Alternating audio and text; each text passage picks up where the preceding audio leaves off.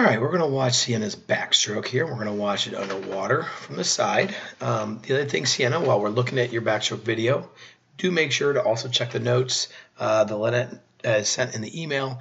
Those are different things that we're kind of seeing, little things that we think you can work on a little bit better, things that you're doing really well as well. So all these things are important, but as we watch this, we just have a couple things that we think we can work on just to make you a little bit better. As we get into your turn here, let's see what kind of flip turn. All right, so we have a couple things. It's a beautiful little streamline. Good dolphin kicks too. All right, cool. So there's a few things. So we're going to start this over and kind of go from there.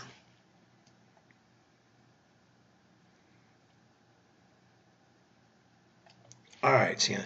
So as we start the very first couple of strokes here, the first thing we're going to notice is your hand entry. We always want to make sure we enter with those pinkies first, right?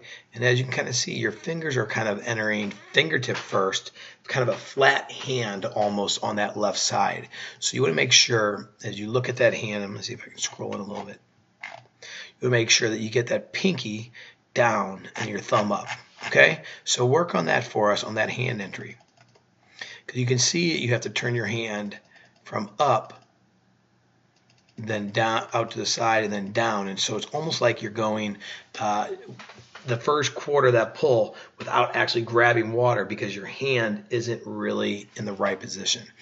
The other thing we want to make sure we're doing is bending those elbows a little bit better underwater. Now here in your right hand, this is a pinky entry, so that looks good. You can see your pinky entering there, which means your thumb is up there. So good job on your right side with thumb out, pinky in. Again, so it's really the left side that we're looking at that we really want to focus on because your right side looked A-okay.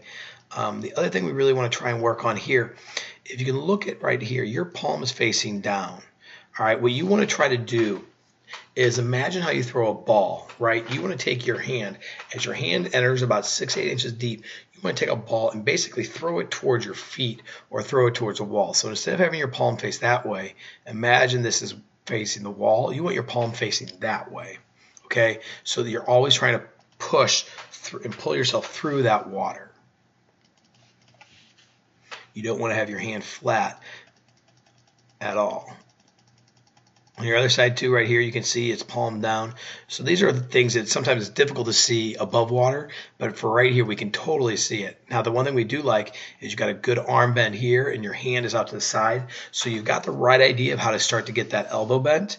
Just get your hand a little bit higher. And again, you want that palm facing more towards your feet, pushing towards that bottom of the wall. Here it looks like we have a good little shoulder roll. So that's good. We want to make sure it's a little bit higher if we can. As this hand is exiting, we want that shoulder just a little bit above the water. That'll help get that hand a little bit deeper. All right. See one more hand entry here as we get a little bit closer. Yeah, definitely still fingertips.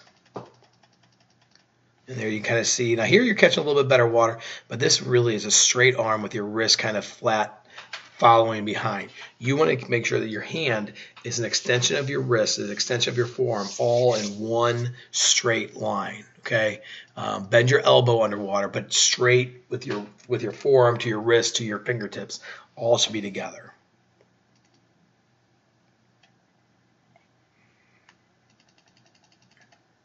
Again, you can see that right hand definitely has a little bit more of a bend than that left hand. We've got another video that will show you straight on just to kind of see a little bit better where we're going.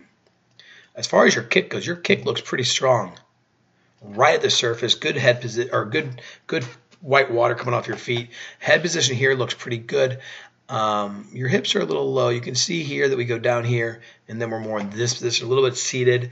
If you can lift that maybe don't put the head quite so far back. Get in a little more neutral position, and that will help bring your hips up a little bit higher, and then that'll help that kick be even more effective, okay? We'll see what it looks like above water, but I have a feeling that we're going to see that head is just a little too far back, and that's what kind of puts that arch down at the back of that bottom of that stroke. So we go into our turn here. We're a little close to that wall. We can kind of see here, as we've taken that last stroke, we're about halfway through that pull, and you already start to dunk that head. When your hands get to your hip, that's when you want to flip, and you don't want to have to rush through it. So try one less stroke, and let's see how that works. As you start to bring those legs over, that looks good, and that looks great. Okay, so you've got half, 2/3 of your body in the right position. Your arms are basically facing straight down. All right, what you want to think about is when your hands are at your hips. Okay, so think about where your hands are at your hips. Turn your palms down towards the bottom of the pool and bring your hands towards your face. So ideally, your hands at this point should be right here. Okay, and put your hands towards that face so you can get your hands into a much tighter streamline. When you have your arms down here and down here, you're actually kind of opening yourself up to make it a little more difficult to get in that streamline position. And then you can kind of see that you're looking towards your knees, so you're kind of over-rotating that head. You want that head just looking straight up because you want to get those hands not so wide here, good elbow bend, not so wide there, okay? Those hands should be really close to your head and getting into that streamline right away. So you're doing a little more on that wall, on that wall than we want to see. You can also see how high those legs were. Okay, your feet were actually above the water when you pushed off. But this streamline and head position here, that looks good. If your feet had actually hit that water right there, I think you would have a perfect push off. So you may have just been so close that it just made it a little more difficult to push off the wall correctly. 1, 2, 3, 4. 4 dolphin kicks, which is good. We talk about doing 6, right? So we know we want to do 6. But right here, you're about to break the surface with your hands, and your hands are still streamlined.